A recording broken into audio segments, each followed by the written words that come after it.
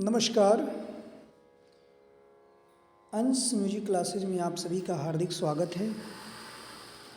मैं आशा करता हूँ कि आप सभी अच्छे होंगे।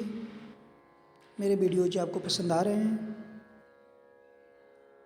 जैसा कि आप सभी जानते हैं कि हिंदुस्तानी संगीत के परिचय के अंतर्गत हम सब संगीत क्या है, संगीत की पद्धतियाँ एवं नाद देख चुके हैं। आज से हम श्रुति क्या है इसके बारे में जानेंगे।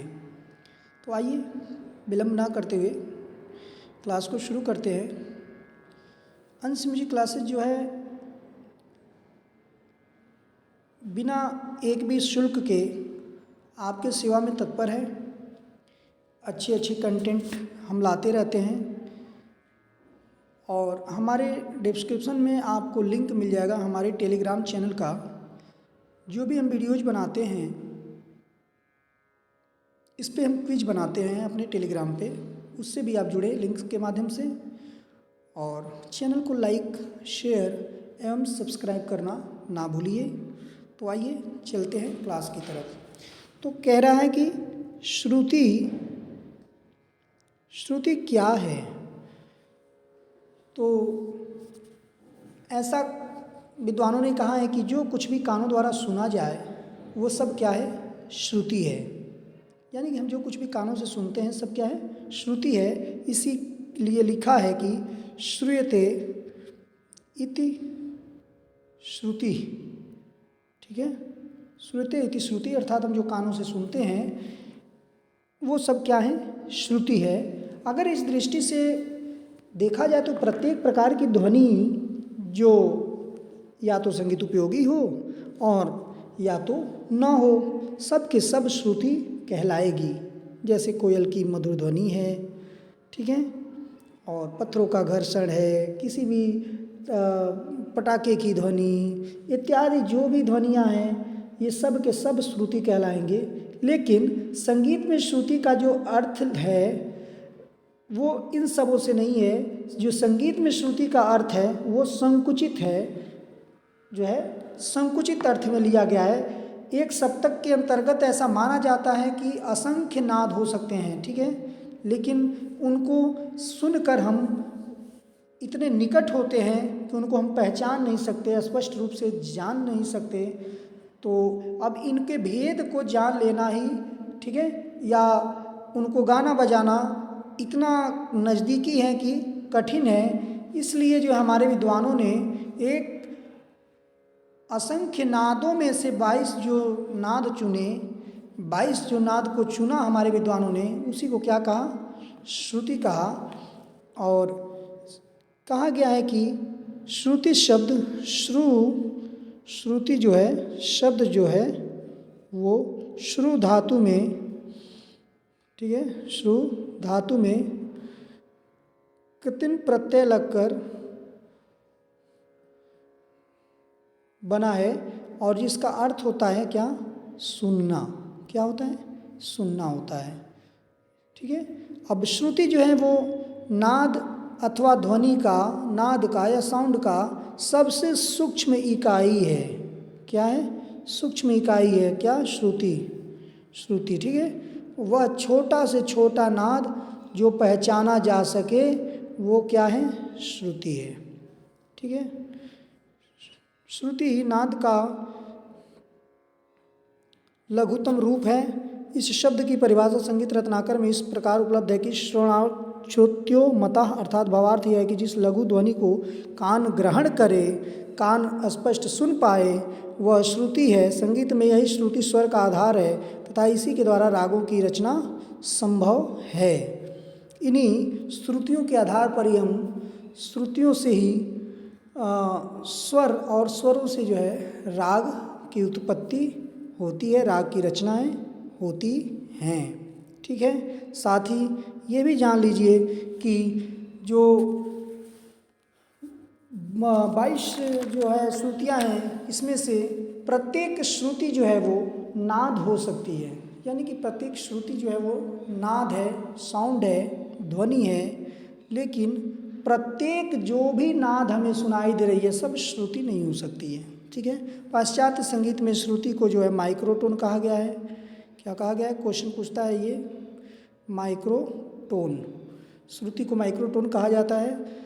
और साथ ही साथ ये भी जान लीजिए कि श्रुतियों की संख्या कितनी है, क्या है, ठीक है। श्रुतियों की संख्या कितनी है, क्या है? तो श्रुतियों की संख्या के विषय में विद्वानों में विभिन्न मत प्रचलित हैं। अलग अलग मत जो है, अलग अलग विचार मिलते हैं। इनमें से मुख्य 3 हैं। एक मत के अनुसार श्रुतियों की संख्या एक सप्तक में 22। पहला मत कह रहा है कि एक सप्तक के अंतर्गत 22 श्रुतियाँ होती हैं। दूसरे मत के अनुसार 66 माना जाता है, जिसमें कोहल जी का नाम आता है, ठीक है, कोहल जी का। तथा तीसरे, अरे एक मिनट जूम आउट करते हैं थोड़ा। तथा तीसरे मत के अनुसार श्रुतियों की संख्या अनंत है। इनमें से प्रथम मत अर्थात 22 श्रुति वाले मत को ही सर्वाधिक मान्यता प्राप्त है। यानी कि एक सप्तक के अंतर्गत 22 श्रुतियाँ होती हैं, इसकी मान्यता, इसको मान्यता प्राप्त है, जो है विद्वानों के द्वारा ऐसा बताया गया है। साथ ही दोस्तों आइए, श्रुतियों की संख्या 22 मानी गई है, इसको जान लेते हैं कि कौन कौन सी वो 22 श्रुतियाँ हैं। तो तिब्रा, कुमुद्वती, मंदा, छंदोवती,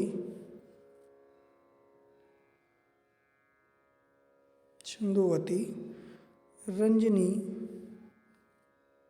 रक्तिका, रौद्री, क्रोधा, वज्रिका, प्रसारिली। हमारे लिखने पे ध्यान मत दीजिएगा, आप इसके आधार पे नोट्स में लिख लीजिएगा, बाकी मैं बोल रहा हूँ जो उस पर विशेष ध्यान देंगे। प्रीति,